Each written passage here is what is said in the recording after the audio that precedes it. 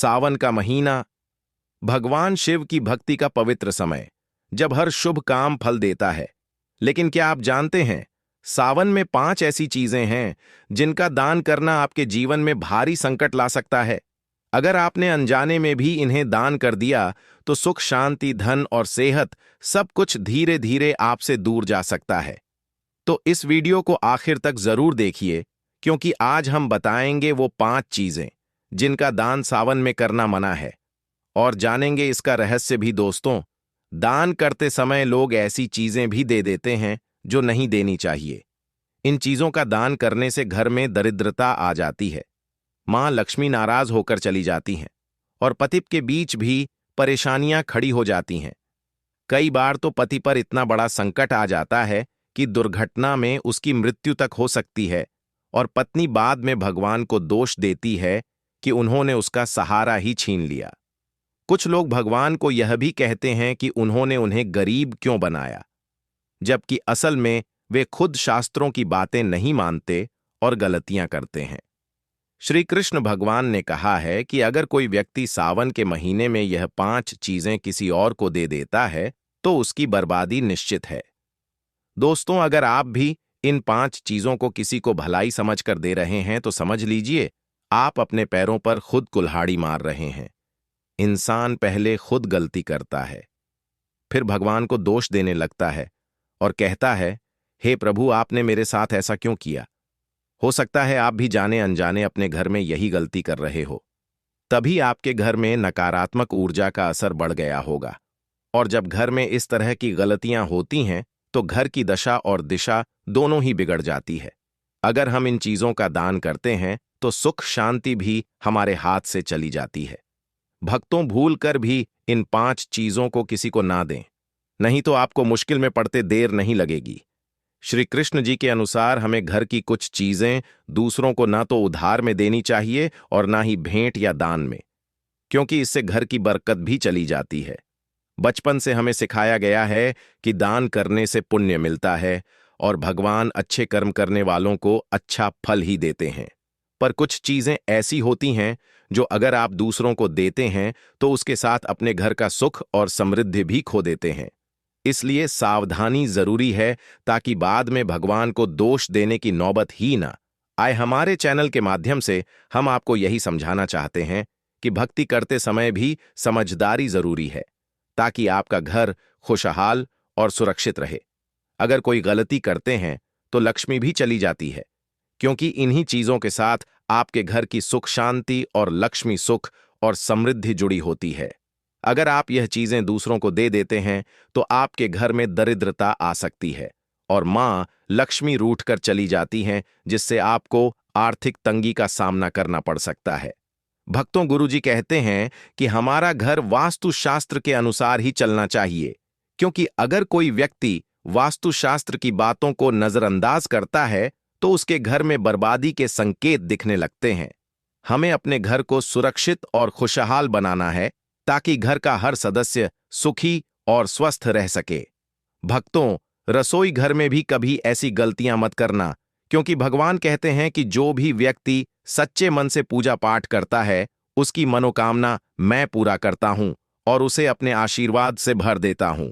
इसलिए दोस्तों, इस वीडियो को आगे देखने से पहले इसे लाइक कर दीजिए और नीचे कमेंट में हर हर महादेव जरूर लिखिए। भक्तों, विष्णु पुराण में भी बताया गया है कि कुछ खास चीजों का संबंध मां लक्ष्मी से होता है, और मां लक्ष्मी का हमारे जीवन में बहुत बड़ा महत्व है। जिस घर में उनकी कृपा होती है वहां हमेशा सुख, शांति और धन का वास बना रहता है। लेकिन अगर मां लक्ष्मी नाराज हो जाती हैं तो घर से सुख, वैभव और संपत्ति सब खत्म हो जाता है। इसलिए ध्यान रखें कि अपने घर की ऐसी चीजें जिनका संबंध मां लक्ष्मी से है, उन्हें भूलकर भी दूसरों को उधार ना दें। जो भी व्यक्ति आज इन 5 चीजों को अच्छी तरह जान लेगा और इन्हें किसी को नहीं देगा, उसके घर में हमेशा सुख, शांति बनी रहेगी और मां लक्ष्मी की कृपा भी बनी रहेगी। दोस्तों, चाहे कुछ भी हो जाए, आज आपको इन 5 चीजों को समझकर ही आगे बढ़ना है, क्योंकि हर व्यक्ति चाहता है कि उसके जीवन में सुख, शांति बनी रहे और उसके घर में कभी पैसे की कमी ना आए। लेकिन केवल मेहनत करने से यह पूरा नहीं होता, क्योंकि कई बार खूब मेहनत करने और अच्छी आमदनी होने के बावजूद घर में धन का अभाव बना रहता है। इसका कारण अक्सर हमसे जाने अनजाने में हुई गलतियां होती हैं। दोस्तों, शास्त्रों में कई ऐसी नीतियां बताई गई हैं जिनका पालन करने से जीवन की परेशानियां दूर हो जाती हैं और घर परिवार में खुशहाली बनी रहती है। मां लक्ष्मी की कृपा से कभी भी पैसों की कमी नहीं होती। गरुड़ पुराण, जो कि हिंदू धर्म का एक महत्वपूर्ण ग्रंथ माना गया है, उसमें भी ऐसी कई बातों का जिक्र है जो दरिद्रता और गरीबी का कारण बनती हैं। अगर आप भी ऐसे काम करते हैं तो आज ही उन्हें छोड़ दीजिए, वरना बाद में कई तरह की समस्याओं का सामना करना पड़ सकता है। अब कुछ भक्त ऐसे भी होंगे जो इन बातों को हल्के में लेंगे क्योंकि उन्हें वास्तुशास्त्र की जानकारी नहीं है। इस पर एक कहावत भी कही जाती है कि बंदर क्या जाने अदरक का स्वाद, जिसका मतलब यह है कि कोई भी व्यक्ति वास्तुशास्त्र के बारे में नहीं जानता तो वह इन उपायों या वीडियो पर विश्वास नहीं करता। इसलिए भक्तों, अगर आप सही और पूरी जानकारी चाहते हैं तो इस वीडियो से जुड़े रहें। अब अपने बाकी काम थोड़ी देर के लिए साइड में रख दीजिए और ध्यान से सुनिए। सबसे पहली चीज है पत्नी के गहने। शास्त्रों में कहा गया है कि स्त्रियों के आभूषण मां लक्ष्मी का प्रतीक होते हैं। जब कोई महिला सुंदर आभूषण पहनती है तो वह मां लक्ष्मी के ही रूप में मानी जाती है। इसलिए जब भी गहने खरीदे जाएं तो पहले उन्हें मां लक्ष्मी के सामने रखकर पूजा की जाती है। घर की महिलाएं ही असली लक्ष्मी होती हैं और उनके गले में गहनों का होना घर की समृद्धि का संकेत होता है। इसलिए अपनी पत्नी के गहने किसी को उधार, दान या इस्तेमाल के लिए कभी न दें। खासकर सुहागन महिलाओं को अपना मंगलसूत्र, पायल या बिछिया किसी और महिला को नहीं देना चाहिए, वरना इन चीजों के साथ घर की बरकत और सौभाग्य भी चला जाता है और मां लक्ष्मी नाराज हो जाती हैं। इसलिए अगर आप अपने घर में सुख शांति बनाए रखना चाहते हैं तो इन गहनों को दूसरों को पहनने या इस्तेमाल करने मत दें। कई बार महिलाएं अपने गहनों की जगह दूसरी महिला के गहने पहनना पसंद करती हैं, लेकिन ऐसा करना मां लक्ष्मी का अपमान करने जैसा माना जाता है और इससे उनके घर से जाने का खतरा होता है, क्योंकि आभूषण मां लक्ष्मी का प्रतीक होते हैं और हर महिला को सिर्फ अपने ही गहने पहनने चाहिए, किसी और के गहने इस्तेमाल नहीं करने चाहिए। दूसरी चीज है झाड़ू। दोस्तों, झाड़ू केवल सफाई का साधन नहीं बल्कि मां लक्ष्मी का प्रतीक माना जाता है।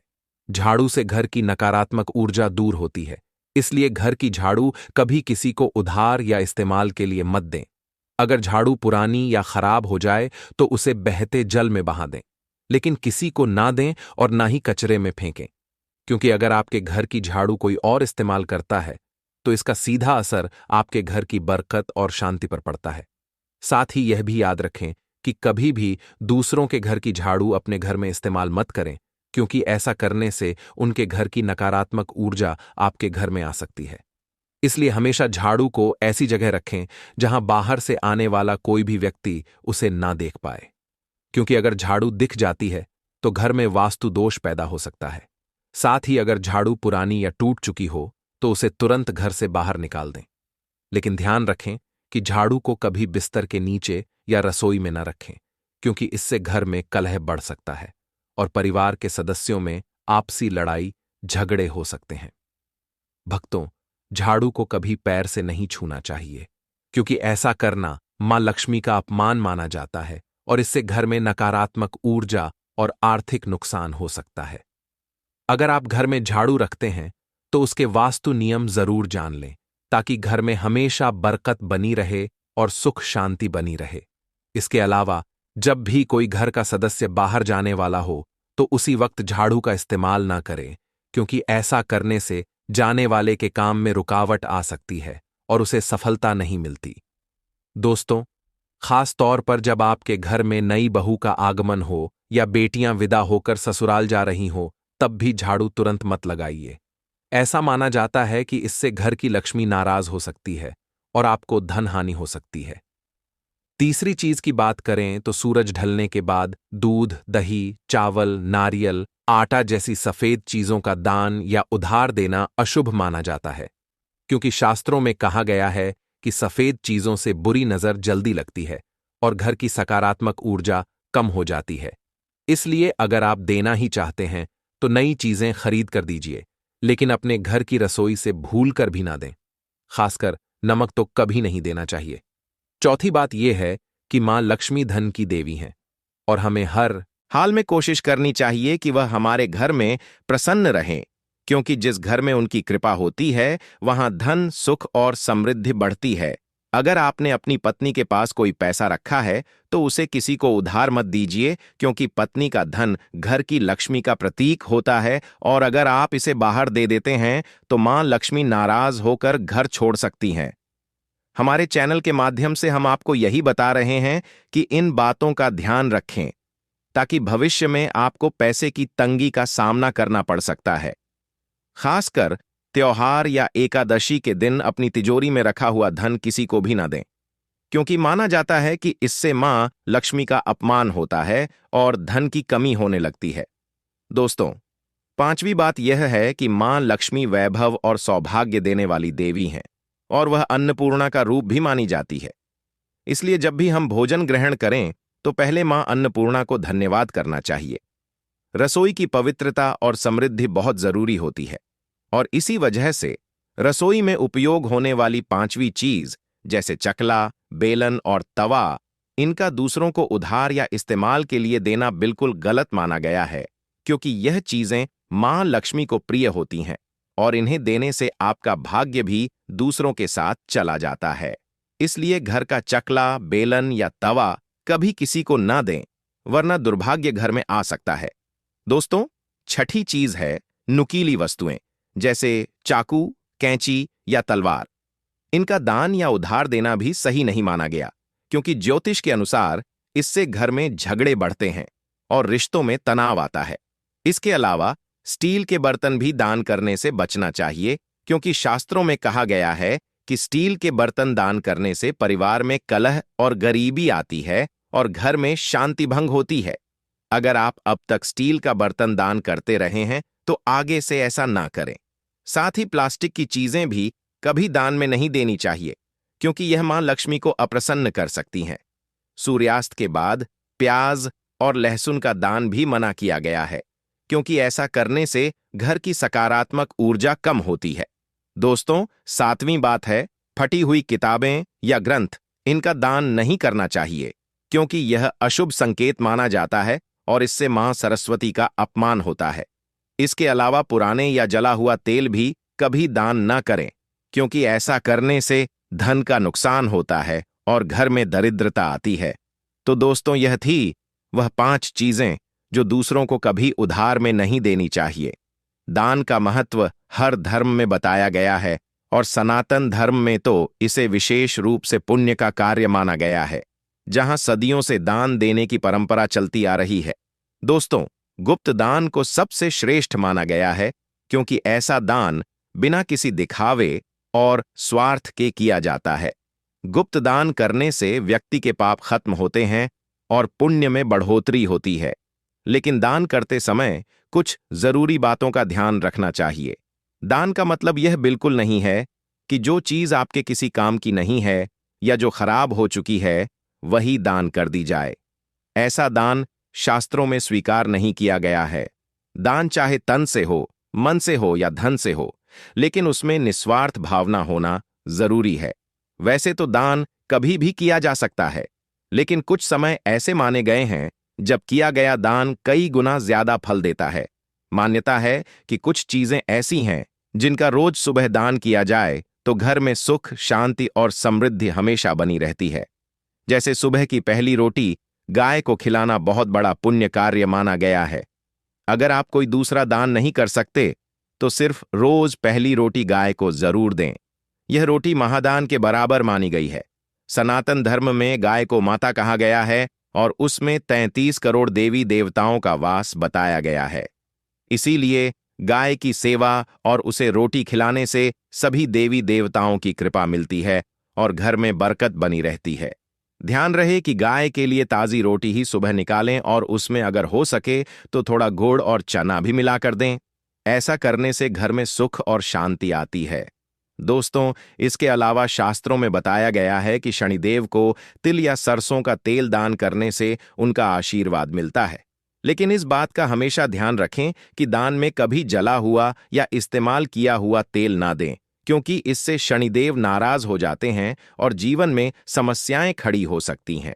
हमारे चैनल के माध्यम से हम आपको यही बता रहे हैं कि दान हमेशा शुद्ध और अच्छी चीज का ही करना चाहिए, ताकि उसका पुण्य फल प्राप्त हो सके।